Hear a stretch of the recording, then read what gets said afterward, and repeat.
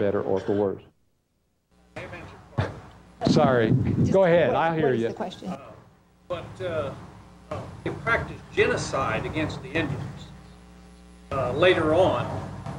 Was that the whole idea, is that he could never tame them, so he just killed them all?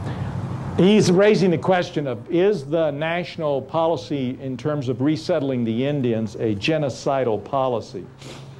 Well, let's make it even sharper. Did Sherman say the only good Indian is a dead Indian?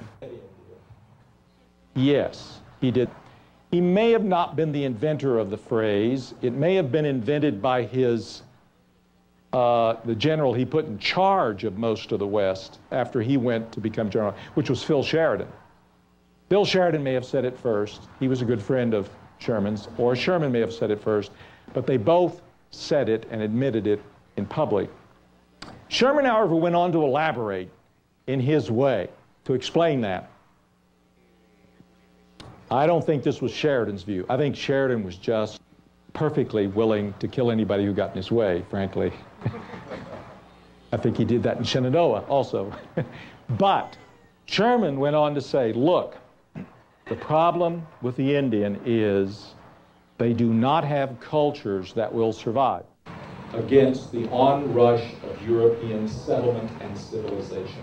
And therefore, what he kept saying is the only Indian is the only good Indian is the dead Indian, because you should become an American. Assimilation is to the core. But actually, he's dealing with Indians.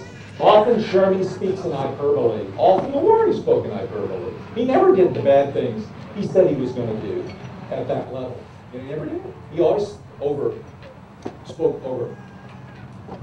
What he actually did was try to settle all the disputes that he got involved with and the military. He tried to stand between the Indians and the settlers in many, many instances. If the Indians committed murder, if the Indians attacked, he would then justify brutal retaliation, as he did in the Civil War, against armies, not against civilians.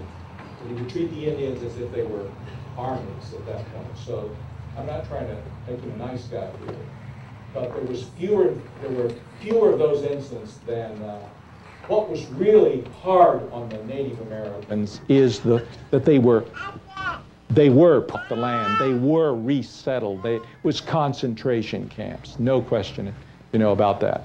But Sherman didn't see it that way. He saw it as they were stubbornly refusing to assimilate.